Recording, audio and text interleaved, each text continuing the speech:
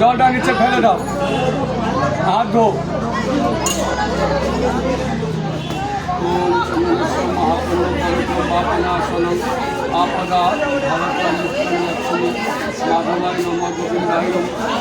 ও দাদা, এবার এইখানটা চলে এসে বসো, ওইখানে গিয়ে বসো।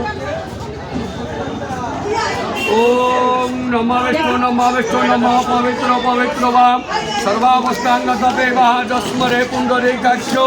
মা হাতে জল রাখো, মুখে জল দিয়েছো তো?